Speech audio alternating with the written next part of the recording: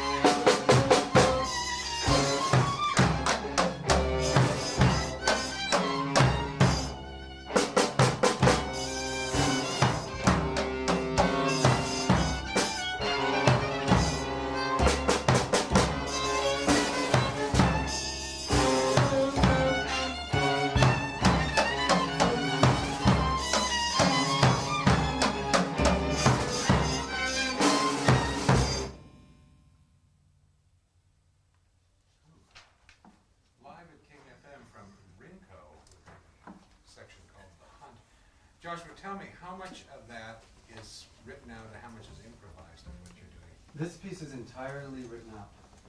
And Yeah. so, and it's a dance piece, so it needs to be because the dance is choreographed. Yeah, and it's just it's a very specific idea in that particular piece. I think a lot of the expression isn't notated. You'll hear the guitar going. He's playing stuff that isn't written. There's a lot of kind of heavy metal expression in there, here and there, and there's things added to the type of tone, but that's all basically interpretation. That's very frightening music. Yeah, it's Very really frightening. it's meant to be. Yeah? Yeah. So in the dance drama, things of great intensity are going on. Yeah, this is the moment where there's a girl character and she's being hunted, and it's this energy of hunting and being hunted here. Wow. Amazing sounds, and especially I don't know how well it translates through stereo microphones to a small radio at home, but hearing it live right here in your face is definitely that way. This is being done at the on the boards, right? That's correct. And how big a room is that? I'm trying to remember. Actually, we're doing it in a very small room. It's in the downstairs studio theater, so it's a very intimate experience, and that's part of the whole feeling of the piece. Is meant to be very intimate and intense. So a big presence. Now, where is it trying to go? What's it trying to say as an overall piece? I think it's exploring the extremes of human being and our potential for doing horrible things and our potential for doing great things. There's basically three characters who personify three different aspects of one person, and so it's a lot of it's about what we have inside of us, just exploring what each person has inside of us as a potential for good or for danger or any of those things. It's interesting that you'd be doing this now because of the show that just was completed at ACT Theater on a Kafka show, and done with the music. It was Philip Glass, I think. Yeah. And so very different in a way, for some, more accessible musical thing. For me, I find that repetitiveness very disturbing. But, so does my mother, by the way, I want you to know that. Maybe But, she could get more into this. Now, I mentioned earlier the artist formerly known as Prince, and you're now the ensemble formerly known as the Young Composers Collective. Right. We changed our group name to Degenerate Art Ensemble, which has sort of at least two meanings for us. One is that we've become a multi-arts ensemble, and so just a composers group doesn't really it doesn't explain the group fully. That's the first You thing. don't just do concerts. We don't just do concerts. And then, in addition to that, it's a kind of artistic license. If you begin at Degenerate, then you can get all the hoity-toity stuff out of the way. You're not accountable for for what you do in some certain way, just in a freedom of expression way. That's to me another thing what degenerate means. And the third is that there was an exhibition in Nazi Germany where Hitler gathered all of what he called degenerate art, which was all the German expressionists, cubists, all the great 20th century art, which to him it wasn't expressing beauty enough. It was exploring what I believe is the depths of the human being. Every human being has beauty, but we all have struggle. We all have pain. We all have life isn't just beautiful, and art isn't just about beauty. Mm-hmm. Art has to have, sometimes the art of pain, is beautiful, or the art of fear, like that Hunt piece to me is about.